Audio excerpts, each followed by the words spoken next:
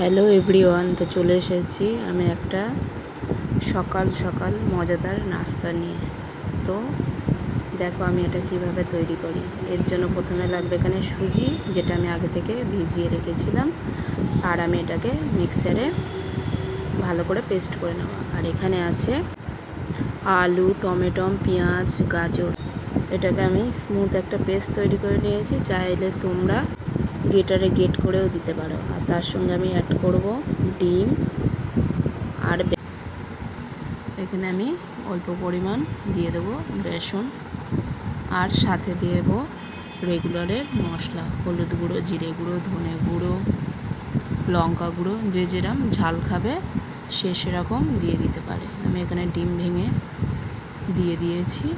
এবারে তার সঙ্গে দিয়ে দেব আমি বেসন, যে যার মতো সে। এটাকে আমি ভালো করে এবারে মিক্স করে নিয়ে আমি এখানে ফ্রাইং প্যান বসিয়ে দিয়েছি। কড়া গরম হয়ে গেলে এবার আমি দিয়ে দেবো অল্প সর্ষের তেল।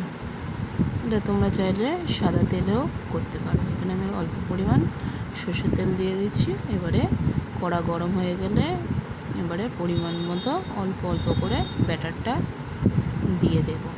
দিয়ে এটাকে ঘুরিয়ে ঘুরিয়ে হালকা আঁচে আমি ভেজে নেব। ব্যাটারটা এমনভাবে তৈরি করতে হবে যাতে খুব পাতলা না হয়, আবার খুব গাঢ় না হয়। এই দেখো বন্ধুরা, এই আমার তৈরি হয়ে গেছে সুজি দিয়ে মজাদার একটা রেসিপি। তো এখানে এটা আমি সস দিয়ে পরিবেশন করব। এটা সস দিয়ে খেতে খুবই সুস্বাদু লাগে। তো এই দেখো বন্ধুরা কতটা নরম হয়েছে। এটা বাচ্চাদের স্কুলের পক্ষে টিফিনে খুবই ভালো। এটা আমি আমার বাবুর জন্য স্কুলে নিয়ে যাব। তো টাটা।